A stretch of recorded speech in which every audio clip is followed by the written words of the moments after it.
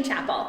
My name is Amanda Esco, and I am the director of the Religious Education Program here at the First Unitarian Church of Salt Lake City. Thank you for joining us today. Let's begin by lighting our chalice. Now, I have my flower pot chalice. What kind of chalice do you have at home? Go grab it, and then come light your chalice with us. Now, I've heard a lot of people talk this week. Not all of it has been kind. So, I'd like us to set our intention for kindness today with the action of helping others. So, I have mine. Do you have yours ready? We light this chalice for kindness. In the spirit of helping others, we gather together in community to learn, to grow, and to serve. Now, you may notice I have some balloons behind me. Do you know what balloons mean? Party! This weekend is our annual Halloween party. We'll have it this year outside as a trunk or treat in our backyard and parking lot. So bring your cars, decorate, dress up, pass out candy to our kids and friends. It should be a fun day. We hope to see you after the 11 o'clock service to enjoy this event with us. I mean, we have balloons, so it's gotta be a good time. I'd also like us to start today by taking some breaths. Now, last week we learned our 5-finger meditation, and I'd like us to do that again. So, I'm gonna hold out my hand.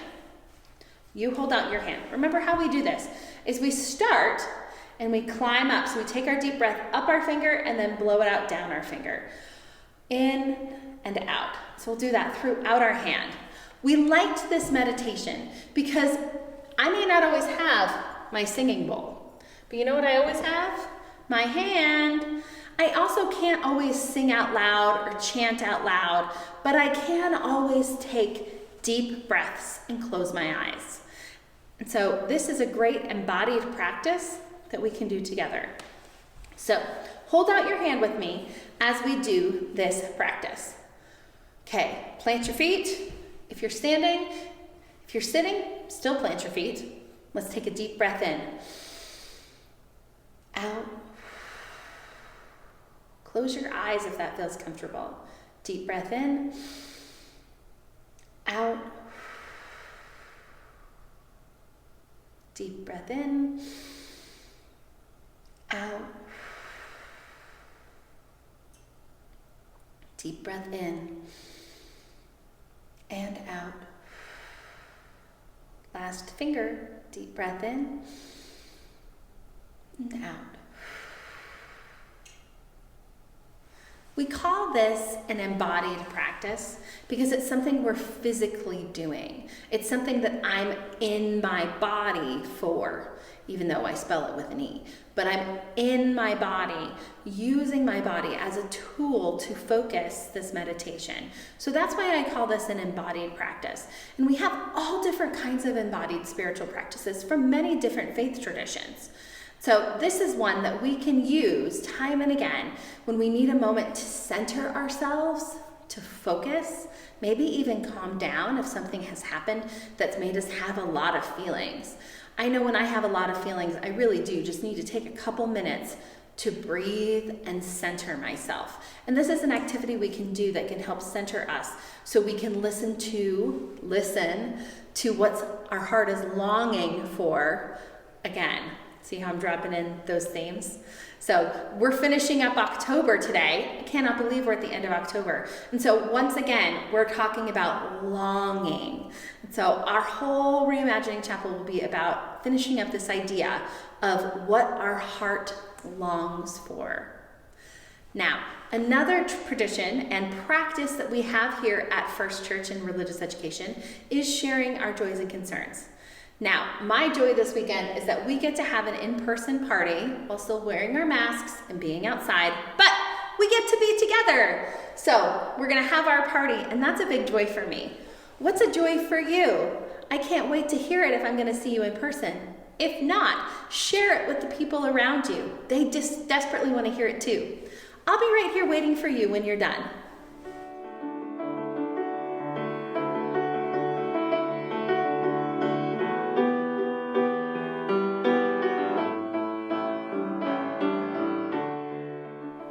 Thank you for sharing your joys and concerns.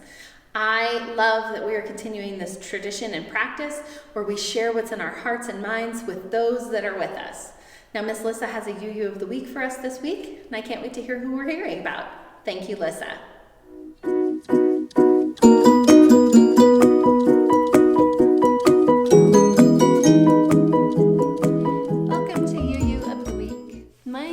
Lissa Lander, and I'm the Religious Education Assistant right here at the First Unitarian Church, Salt Lake City. Today on UU of the Week, I'm going to read a story about the Universalist Unitarian minister Thomas Starr King. He was a gifted speaker and is credited with convincing California to join the Union during the Civil War. As a result, he has mountains and streets and multiple schools named after him, including the Starr King School for the Ministry in Berkeley, where our own UU ministers go to train. This is a story called A Bright Star from the book A Lamp in Every Corner by Janine K Grashmeyer. A long time ago, when railroad trains were still brand new and the United States had only 24 stars on its flag instead of 50, there lived a boy whose name was Starr. That may seem like an odd sort of name to us today, but his mother's last name had been Starr before she was married, and back then, children were often given their mother's maiden name as a middle name. Starr's full name was really Thomas Starr King, but there were lots and lots of boys named Thomas around, so his family called him Starr. Starr was bright, just like his name. He was bright in school, learning his lessons well. He was bright at home, helping out cheerfully and doing his chores without complaints. Well, not too many complaints.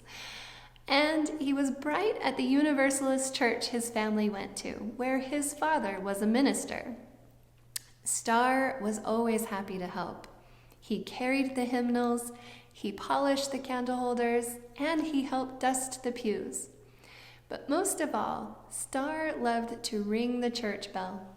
On Sunday mornings, bright and early, he'd climb the stairs to the bell tower.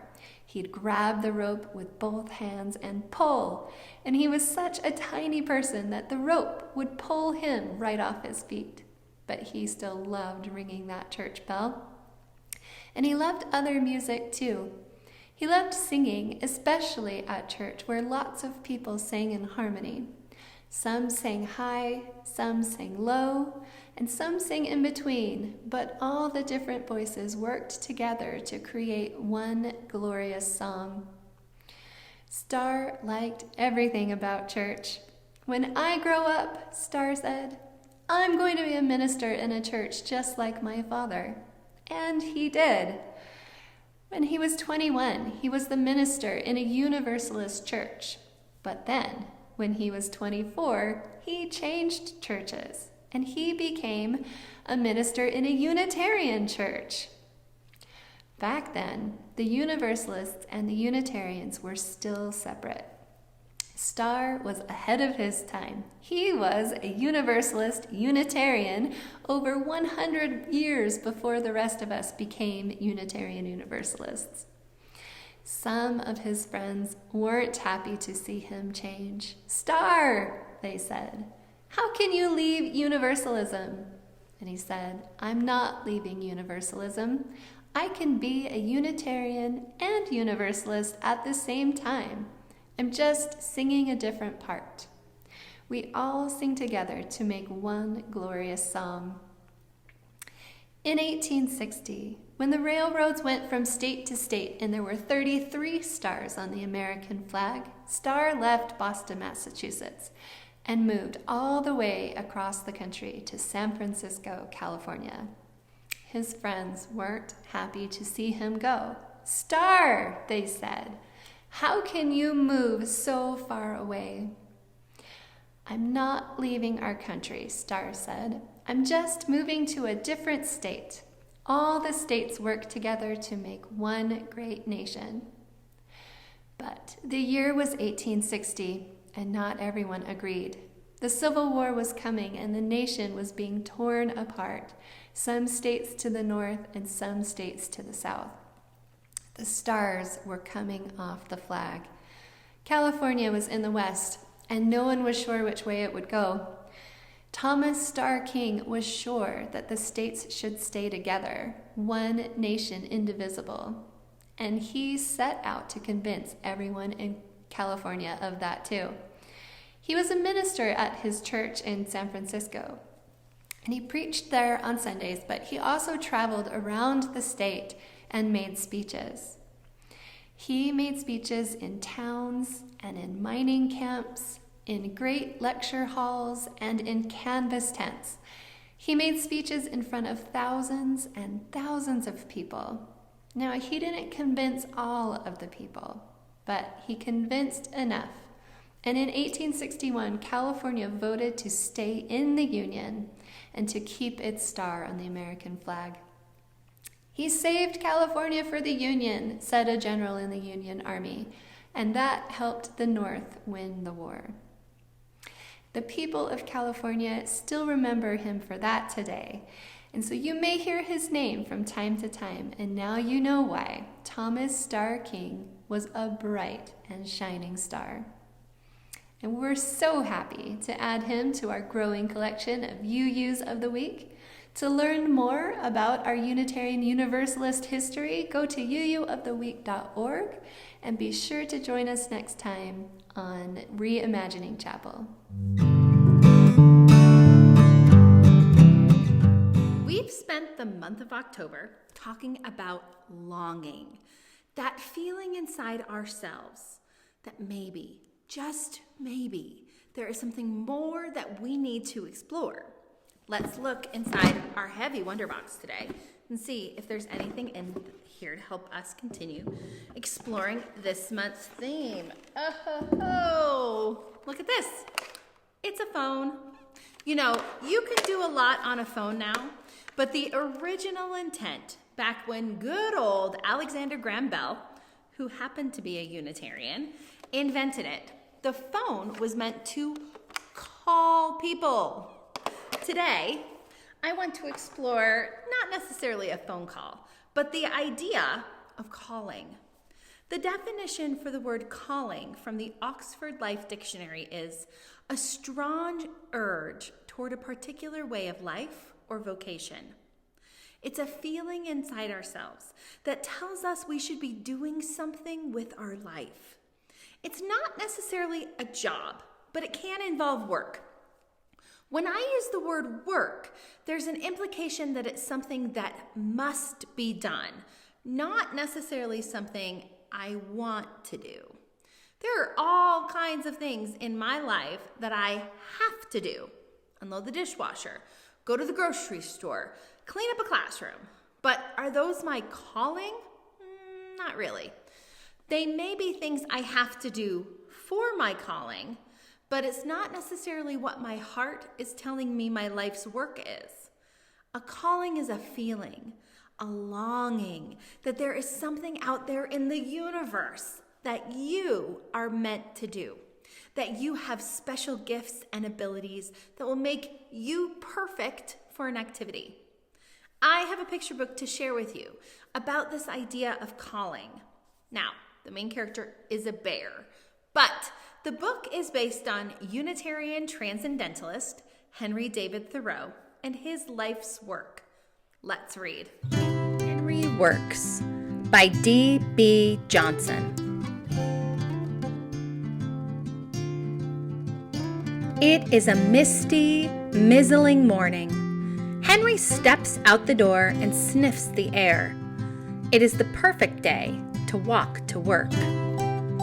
Henry stops beside the pond to dig comfrey root. Channing walks by. "Henry," he says, "you're not doing anything today. Come fishing with me." "Not today," says Henry. "I'm walking to work." Henry puts comfrey root in his hat and walks down the path. From the top of the hill, Henry sees clouds far away. It has been a dry summer, but he knows it will rain today. The rain will not come until afternoon. So Henry fills his cup with water and sprinkles it on the milkweed flowers. Hosmer meets him on the path. "Are you being a rain cloud today, Henry?" he asks. "I'm walking to work," Henry says. At the brook, Henry cuts a pole from a pine branch. With it, he pushes 3 crossing stones into place. He puts the pine needles in his hat with the comfrey root. Henry tramps a trail across Hosmer Field and finds a fox's den. Mrs. Hosmer is sitting at her front window. Henry calls to her. "Keep your chickens in tonight. There's a fox around," he says. He leaves a branch of sweet-smelling pine on her window ledge. In town, Henry meets the postmaster. "Henry," he says, "I can't walk with my sore foot. Since you're not working, can you take this letter to Emerson?" "I'm walking to work right now," Henry says, "but I'll take it to him on my way." Henry takes the comfrey root out of his hat and gives it to the postmaster. It will make his foot better. Henry finds Emerson in his garden and gives him the letter. Emerson says, "The woodchucks are eating everything in my garden, Henry." "I can take care of the woodchucks," says Henry. "I'll bring them out to the country on my way to work." Henry plays his flute and the woodchucks run to him. He tucks one in each pocket and walks off through the woods. In Alcott Field, where Henry sets the woodchucks free, he finds a patch of wild strawberries. He digs up some of the plants and puts them in his hat. Mrs. Alcott is hanging shirts to dry in the yard. "You'll have to bring in those shirts soon," Henry tells her. "It's going to rain in an hour." Henry walks along the road to Hawthorne's house.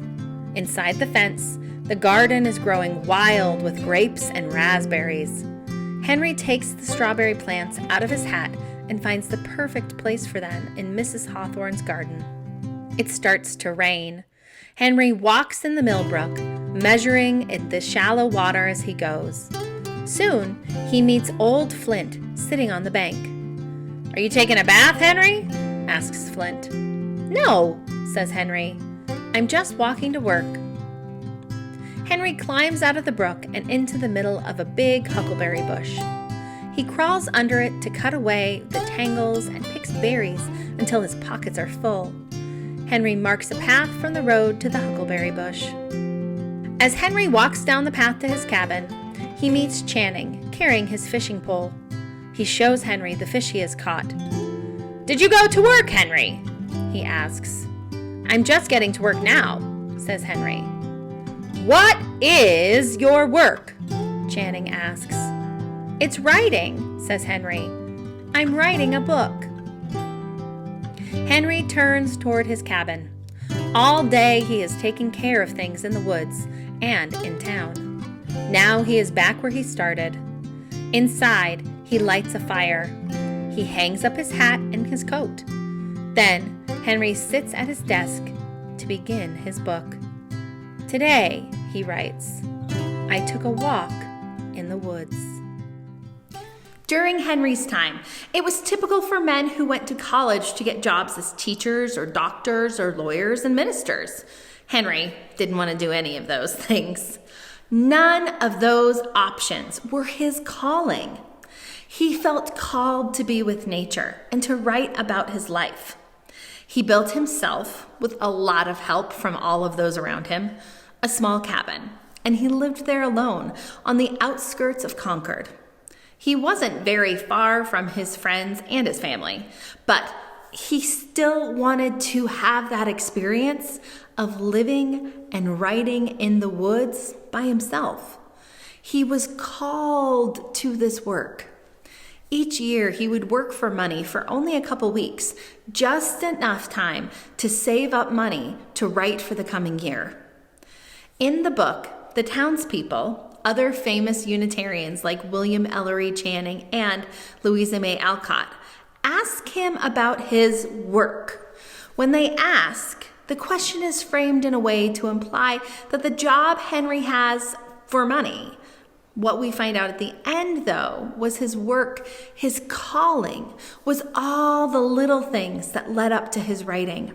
His writing was his calling, and his daily life informed his work. He was called to live his days simply and encourage others through his writing to do the same. When talking about his calling, Henry said, "I went to the woods because I wished to live deliberately, to front only the essential facts of life and see if I could not learn what it had to teach, and not, when I came to die, discover that I had not lived." Henry built his life around his calling and encouraged everyone around him to read his writing to find their own calling. What is your heart longing for? What is your calling in this one wondrous life we have been given? Henry found his, and I hope you can find yours as well. Thank you for joining us for another Reimagining Chapel. To find out more about the First Unitarian Church of Salt Lake City, please visit us at slcuu.org. But until next time, let's heart out.